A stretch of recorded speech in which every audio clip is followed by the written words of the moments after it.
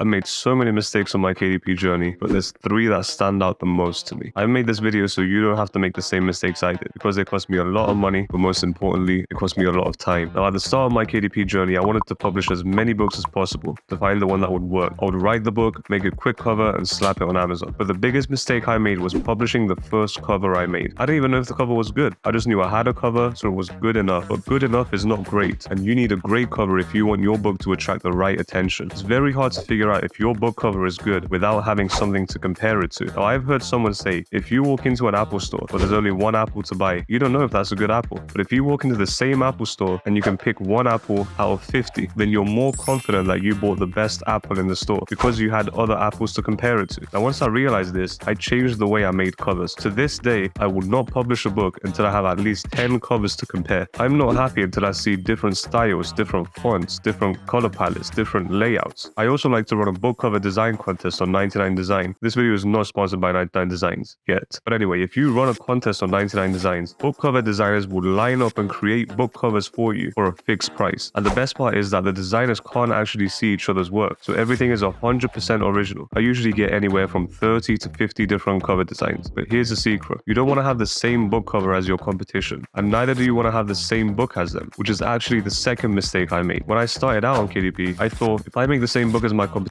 and I sell it at a lower price, then everyone would buy from me. Well, I was wrong. Turns out if you have 2 identical books, but one has a lower price, it looks like a cheap knockoff version of the original. It's kind of like comparing a Bentley to a Chrysler. No offense to Chrysler owners. So when shoppers are looking for books to buy, they're not looking at the price, they're looking at the value. So if they're looking for a cookbook, they're not trying to find the cheapest one. They're trying to find the one with the best recipes, or the one that's going to teach them how to cook the best, or the one with the nicest images. Shoppers are buying books based on 2 things: quality and authority. Quality you can control. Authority will come to you only if your book is quality, and you can't have authority without quality. And once I realized this, I switched the question I was asking myself from how do I make my books cheaper to how do I make my books better. So for my next book, I decided to go against everything my competitors were doing. I decided to go into the fitness niche and create an exercise book. Now, all my competitors were using an image for their cover, as well as real photographs inside to show the exercises. But I decided to stand out and create the same book as them, but with bright, colorful illustrations. That turned out to be one of my most successful books, putting in thousands of dollars every month. Just because my book was the most appealing, I could justify a higher price, which meant more profit margin. But I wouldn't have been able to rank high and get those sales without avoiding mistake number 3, which is not realizing how important metadata is. So when you publish your book for the first time, Amazon will spend a day or 2 reading your title, subtitle, description, A+